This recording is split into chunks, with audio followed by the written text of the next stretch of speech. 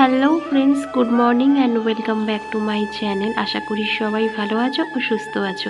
আর একটা নতুন ব্লগ নিয়ে চলে আসলাম তোমাদের সামনে। আর এখন বাজে সকাল ওই 7টা নাগাদ। ব্লগটা এখন থেকে স্টার্ট করছি তোমাদের সাথে নিয়ে। সকালে ঘুম থেকে উঠেই 1 মিনিট না বসে লেগে পড়েছি কাজে। আর এখন এই বিছনাটা একটুখানি ভালোভাবে পরিষ্কার করে নিলাম, কারণ আগের দিন রাত্রে আমার ছেলে খেলা করছিল, তাই বিছনাটা না একটু ওলটপালট হয়েছিল, তো ভালো লাগে না দেখতে। তো তাই জন্য আগে বিছনাটা একটু ভালো করে পরিষ্কার করে নিলাম। আর এখন বাসি ঘরটাও দেখো ঝাড় দিয়ে নিচ্ছি। আর এখন না সবাই ঘুমোচ্ছে, মানে আমার বর আর আমার ছেলে দুজনেই ঘুমোচ্ছে। তো যতটা পারছি আমি কাজ এগিয়ে নিচ্ছি। আগের দিন রাত্রিবেলা বন্ধুরা ভেবেই শুয়েছিলাম যে আজকের একটু তাড়াতাড়ি উঠবো, মানে ওই ধরো 5:30 6টা নাগাদ উঠবো। কিন্তু তা কোনো মতেই আমার পক্ষে সম্ভব হচ্ছে না। মানে যতই ভাবি আগের দিন রাত্রে যে একটু তাড়াতাড়ি উঠবো, সেই আমার 7টা বেজেই যায় ঘুম থেকে উঠতে। তো চেষ্টা করি একটু টাইমের মধ্যে কাজগুলো কমপ্লিট করা, কারণ ছেলে আবার স্কুল যায় 9:30টায়। তো তার মধ্যে সমস্ত কাজ যদি একটু কমপ্লিট হয়ে যায় তাহলে অতটা চিন্তা থাকে না।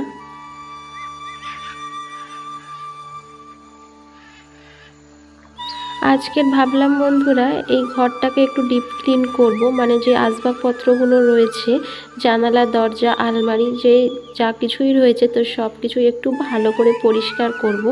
কারণ এই কাজ সেই কাজ করতে করতে এইগুলো না ভালো করে পরিষ্কার করা হয় না। ওপর মুছি ঠিকই, কিন্তু ডিপ ক্লিন করা হয় না। তাই জন্য আজকের ভেবেছি একটু ভালোভাবে সব কিছু পরিষ্কার করব।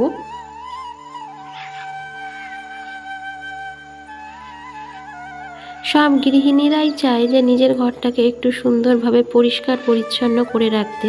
ঘরে যাই জিনিসপত্র থাকুক না কেন, কম বা বেশি, কিন্তু সেগুলো একটু মোছামুছি করে ভালো করে পরিষ্কার করে রাখতে সবাই চায়। আর এখন দেখো এই জানলাটাকে আমি না বন্ধ করে মুছছি, কারণ একটাই, কারণ ওটা না মানে পাল্লাটা পিছনের দিকে হলে কি হয় বলো তো, মোছা যায় না। আর পাল্লাটা তো যেহেতু পিছনের দিকে, তাই জন্য আমি এখন বন্ধ করেই মুছছি, যাতে মোছাটা আমার পরিষ্কার মানে ডিপ ক্লিনটা হয়। আর ভীষণ পরিমাণে ধুলো বালি পড়ে বন্ধুরা এই জানলাটায়। আমাদের ঘরের পাশেই যেহেতু রাস্তা, তাই ঘর বাড়ি খুব তাড়াতাড়ি নোংরা হয়ে যায়। দেখবে আমাকে খেয়াল করি তো 2 দিন ছাড়া ছাড়াই আমি ঘর বাড়ি পরিষ্কার করি, না হলে একেবারে ধুলো পড়ে একদম ভর্তি হয়ে থাকে।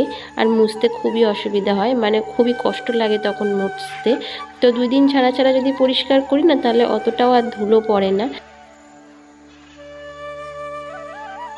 আর এই যে দেখো পর্দা লাগানো এই পাইপটাকেও আমি একটু পরিষ্কার করে নিলাম। পর্দা তো লাগানো নেই, কিন্তু নোংরা তো ঠিকই পড়ে।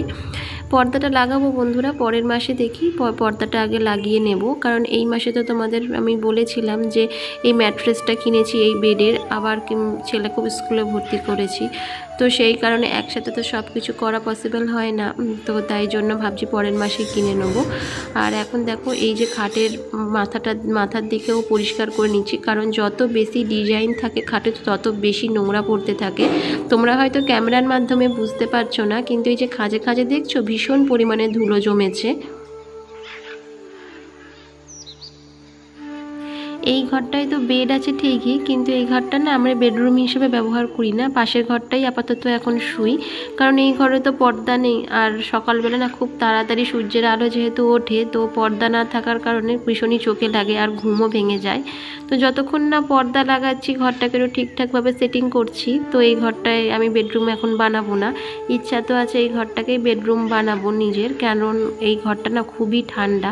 আর যেহেতু এটা আমার উপরের ঘর, তো বুঝতেই পারছো খুবই গরম। আর আমার যেহেতু এসি নেই, তো গরমকালে ভীষণই কষ্ট। যেমন মার্চ এপ্রিল মাসে আমাদের শুতে খুবই কষ্ট লাগবে ওপরে, তাই তখন তার মধ্যেই চেষ্টা করছি যে এটাকে বেডরুম বানিয়ে নেব। এই যে খাটটা দেখতে পাচ্ছ বন্ধুরা, এটা না আমার খুব শখের খাট বলতে পারো। কারণ এই খাটটা আমার বহুদিনকারের শখ ছিল।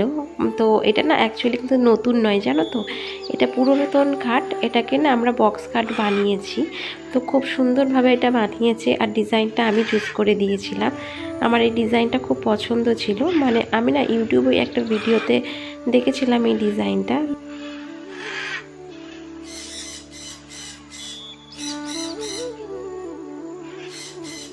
আর এখন দেখো ঘরের দরজাগুলোও পরিষ্কার করে নিচ্ছি।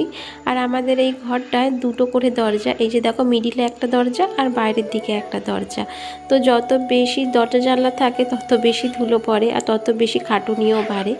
তো ভাবলাম কি সব কিছুই যেহেতু পরিষ্কার করছি, দরজাগুলোই বা বাকি থাকে কেন, এগুলো একেবারে মুছে নিই।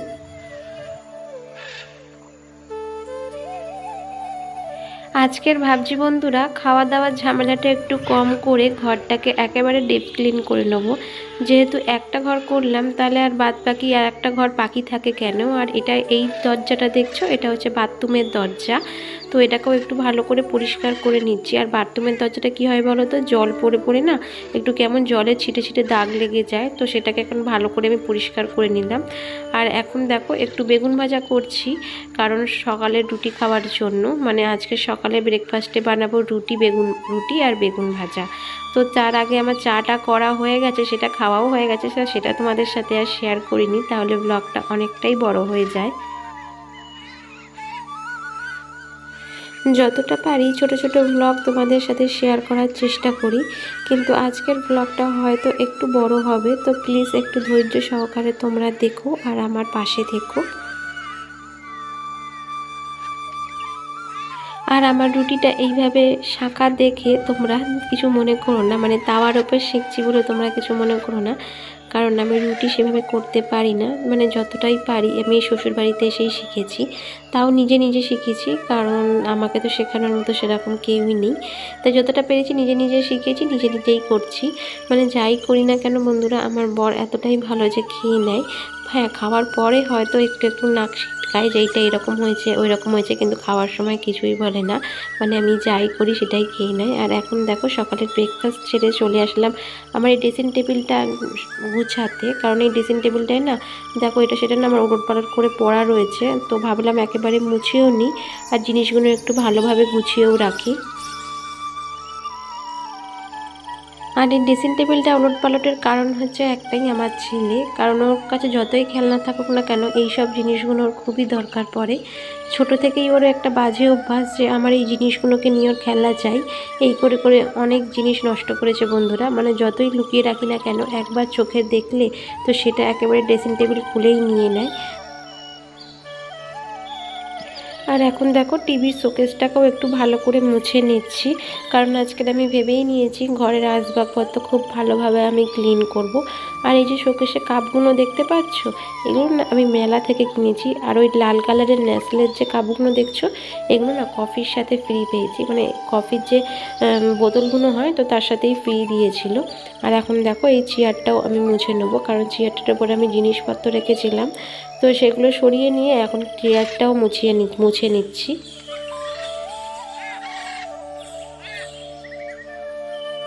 ঘরের আসবাবপত্র তো মোছা হয়ে গেছে, কিন্তু পড়েছিল এই ঘরটা মোছা। তো এখন সেটাও করে নিচ্ছি, কারণ সকালবেলা তো আমি ঘর ঝাড় দিয়েছি, সেটা তো তোমরা দেখেছো, কিন্তু তারপরে আর মুছিনি। কারণ এই যে ঘরটা যে ঝাড়লাম তো আবার ধুলো পড়তো, তাই জন্য ভাবলাম ঘর ছেড়ে একেবারেই মুছে নেব।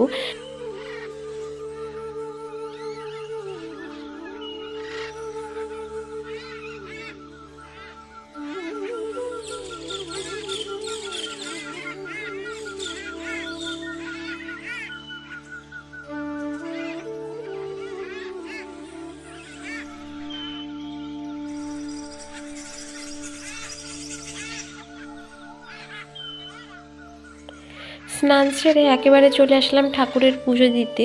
আর এখানটায় দেখো কি পরিমাণে রোদ্দুর পড়েছে। মানে ঠাকুরের বাসনগুলো যে মাজবো এতটাই রোদ্দুর লাগছে বলার মতো নয়। সকালের দিকে অতটা রোদ্দুর থাকে না বন্ধুরা, কিন্তু যেহেতু আজকের একটু বেলা হয়ে গেছে, ওই ধরো এখন 11টা বাজে, তাই দেখো কতটা রোদ্দুর পড়ছে। আর এখানেই যেহেতু আমার কল, তো এখানে বসেই আমাকে ঠাকুরের বাসনগুলো মাজতে হয়। আর এখন দেখো ঠাকুরের বাসন মেজে চলে আসলাম ঠাকুর ঘরে ঠাকুরের পুজো দিতে।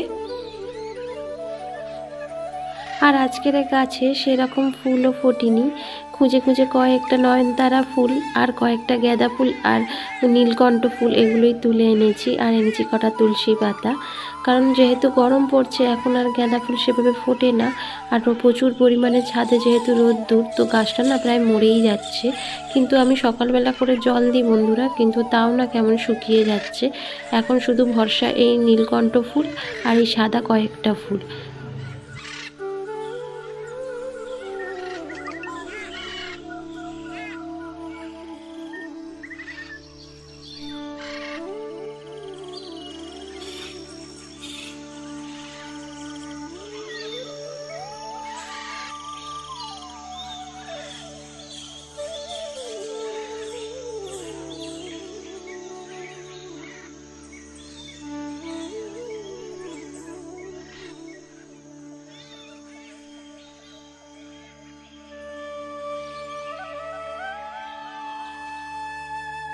আর এই যে দেখো আমার ঘরে এসেছে দুজন ছোট ছোট অতিথি। আমার ছেলে স্কুল থেকে আসার পথে তো বায়না ধরেছে যে ফিশ কিনে দিতে হবে, মানে মাছ কিনে দিতে হবে। তো তাই জন্য আমি মাছ দুটোকে কিনে এনেছি মানে স্কুল থেকে ফেরার পথে। আর এই যে দেখো মানি প্ল্যান্ট গাছটা, এটাকে বসাবো এই জারের মধ্যে আর পাথর দিয়ে জল দিয়ে তারপরে ওই মাছ দুটোকে এর মধ্যে ছাড়বো। তো ভালোই লাগে দেখতে, তোমরা দেখতে থাকো তাহলে হয়তো বুঝতে পারবে।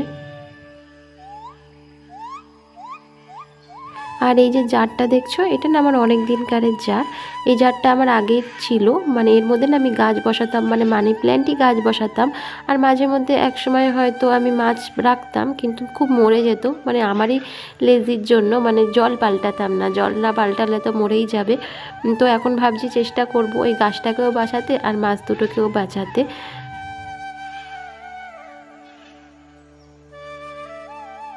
আর এই যে দেখছো মানি প্ল্যান্ট গাছটা, এটা না ওই যে প্লাস্টিকের যে গ্লাসটা দেখছো ওর মধ্যেই আমি বসিয়েছিলাম একটা ডাল কেটে। তো অটোমেটিকলি দেখি পাথরের মধ্যেই অনেক শিকড় গজিয়ে গেছে, তো সেটাকেই আমি ট্রান্সফার করলাম এই জারে। দেখতে বেশ ভালোই লাগে, মানে আমার তো বেশ ভালো লাগে। আর সাজালে না, এইভাবে ঘর সাজালে খুবই ভালো লাগে দেখতে।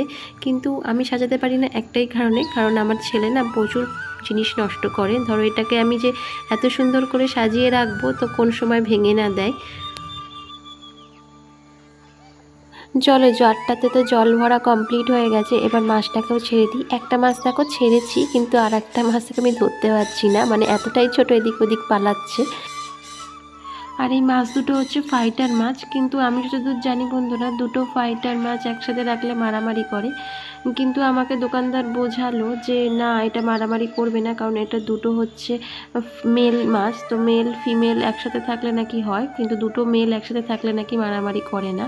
সেটা তো উনি আমাকে বোঝালো, কিন্তু দুদিন পর বোঝা যাবে যে এটার পরিস্থিতি কেমন হয়, কারণ আমি জানি ফাইটার মাছ একসাথে থাকলে মারামারি করবেই। তো বন্ধুরা আজকের ভিডিওটা এখানেই শেষ করছি। যদি ভালো লাগে প্লিজ একটা লাইক করে সাবস্ক্রাইব করে কমেন্ট করো।